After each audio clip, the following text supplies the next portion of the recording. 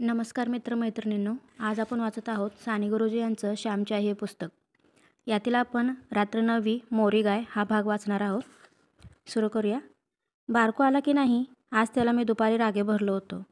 एका गाईला तो मारित होता. गाय दुसऱ्याची असली तरी ती देवता आहे. जा रे बारकोला त्याच्या घरून आणा, श्याम म्हणाला. तो बाहेर बसला आहे ऐकत, आत यावयास लाजतो आहे, शिवा म्हणाला.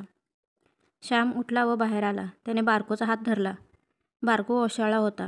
तो हातातून निसटून जाण्यासाठी धडपडत होता. श्याम त्याला म्हणाला, बारकू, तू मला आवडतोस म्हणून मी तुला रागे भरलो. माझा इतका का तुला राग आला? मी तुझ्या भावासारखाच आहे. चल, आज मी आमच्या मोऱ्या गाईची गोष्ट सांगणार आहे. श्यामच्या प्रेमळ शब्दाने बारकू प्रार्थनागृहात आला. श्यामच्या गोष्टीची सारीजणे वाट पाहत होती. श्यामने सुरुवात केली. आमच्या घरी एक मोरी गाय होती. ती अजून माझ्या डोळ्यासमोर आहे. अशी गाय आपल्या साऱ्या गावात नाही असे लोक म्हणत असत. खरोखर दुष्ट पडण्यासारखी ती होती. कशी उंच थोराड होती, गंभीर व शांत दिसे. आमच्या वडिलांचा 5 शेरांचा लोटा होता. तो भरून ती दूध देई. तिची कास भरदार असे. तिची नीट काळजी घेण्यात येत असे. माझी आई सकाळी उठली म्हणजे गोठ्यात जावयाची. मोऱ्या गाईला आपल्या हाताने चारा घालावायची. मग तिच्या कपाळाला कुंकू लावी व तिची शेपटी आपल्या तोंडावरून फिरवी. गाय म्हणजे देवता.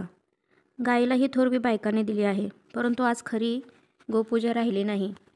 तोंड देखील गोपूजा आहे. देखल्या देवा दंडवत असा प्रकार आहे. पूर्वी दुसऱ्याची गाय आपल्या अंगणात आली तर तिला काठीने मारून हाकलत नसत. तिला भाकरी वगैरे देत, मुठभर चारा देत. आज दुसऱ्यांच्या गायीस जरा अंगणात येऊ दे की त्या गोमातेच्या अंगावर बसल्याच काट्या. दुसऱ्याची गाय दूर राहिली, स्वतःच्या घरच्या गायीलाही पोटभर वैरण, वेळेवर पाणी मिळत नाही. रानात गावात जे मिळेल ते तिने खावे, कोठे घाणेरडे पाणी प्यावे. आज या गायीला आपण भीक मागायला लावले आहे म्हणून आपणावर भीक मागावयाची पाळी आली आहे. जशी सेवा तसे फळ. गायीची सेवा जितकी करू तितके सुख व सौभाग्य येईल. माझी आई मधून गोट्यात जावायची. तांदूळ धुतलेले पाणी घंगाळात भरून तिला पाजवायचे. त्याला धुवन म्हणतात. हे थंड व पौष्टिक असते. दुपारी जेवायच्या वेळेस एक देवळातील गुरुवाचा नैवेद्य व एक गायीसाठी असे 2 नैवेद्य मांडण्यात येत असत. देवळातील नैवेद्य गुरव येऊन घेऊन जाई व गायीचा गायीला नेऊन देण्यात येत असे. त्याला गोग्रास म्हणतात. आई आपल्या हाताने हा गोग्रास गायीला नेऊन देत असे. या मोऱ्या गायीच्या आईवर फार प्रेम होते. प्रेम करावे व करून घ्यावे. प्रेम दिल्याने दुणावते. आईला ती चाटवायची. तिच्या मानेखाली पोळे आईने खाजवी तसतशी मोरी गाय आपली मान वर करी. आईचा शब्द ऐकताच मोरी गाय हमरत असे. मोऱ्या गायीचे दूध आईच काढीत असे. मोरी गाय दुसऱ्या कोणाला काढू देत नसे. ज्याने द्यावे त्याने घ्यावे असा जणू तिचा निश्चय होता.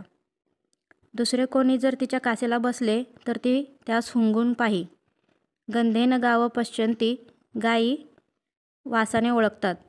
तिच्या कासेला हात लागताच हा हात कोणाचा हे तिला कळत असते. आईशिवाय दुसरं कोणी बसताच ती लात मारी. ती गाय स्वत्ववती होती, सत्यवती होती, अभिमानी होती. प्रेम न करणाऱ्याला ती लात मारी.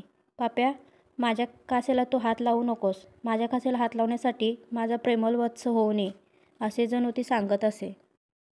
ती मोरी गाय भाग्यवान होती असे आम्ही समजत असो. जणू आमच्या घरची ती शोभाच होती. आमच्या घराची देवता होती. आमच्या घरातील प्रेम व पावित्र्य, स्नेह, सौंदर्य याची जणू ती मूर्ती होती. परंतु पायलाग म्हणून भयंकर रोग आला. या रोगाने कोकणात फार ढोरे मरतात. पटापट पाय आपटून गुरे मरतात. पायाला क्षते पडतात व त्यात किडे होतात. 1-2 दिवसात ढोर मरते. मोऱ्या गायीला पायलाग झाला. पुष्कळ उपचार केले परंतु गाय बरी झाली नाही. एका काडीसही ती शिवेना. मान टाकून पडली होती. आम्ही घरात जप ही केले परंतु आमची पुण्याई संपली होती. मोरी गाय आम्हा सोडून गेली. मोरी गाय गेली त्या दिवशी आई जेवली नाही. आम्ही सारी जेवलो.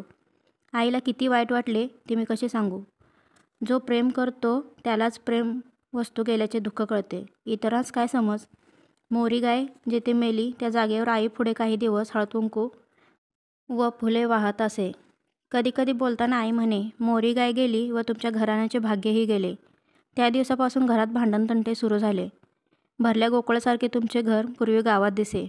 परंतु मोरी गाय गेल्यापासून अवकळा आली. माझ्या आईचे म्हणणे खरे आहे. फार व्यापक अर्थाने खरे आहे. ज्या दिवसापासून भारतमातेची मोरी गाय गेली, ज्या दिवसापासून गायीला भारतीय लोकांनी दूर केले, तिची हेळसांड केली, त्या दिवसापासून रोग, दुःख, दारिद्र्य, दैन्य, दुष्काळ हे अधिकाधिक येऊ लागले. चरखा व गाय या भारतीय भाग्याच्या 2 आराध्य देवता, आधार देवता. या 2 देवतांची पूजा पुनरपी जोपर्यंत सुरू होत नाही, तोपर्यंत तरणोपाय नाही. गाय रस्त्यात दिसली म्हणजे तिला उजवी घालून तिला नमस्कार करणे म्हणजे गोपूजा नव्हे. आपण दांभिक झालो आहोत. देवाला नमस्कार करतो व भावाला छळतो. गायलाही माता म्हणतो, परंतु तिला खायला प्यायला देत नाही. तिचे दूधही मिळत नाही, मिळालं ते रुचत नाही. खोटा वरपांगी नमस्कार करणाऱ्याला नरक सांगितला आहे, दास्य सांगितले आहे.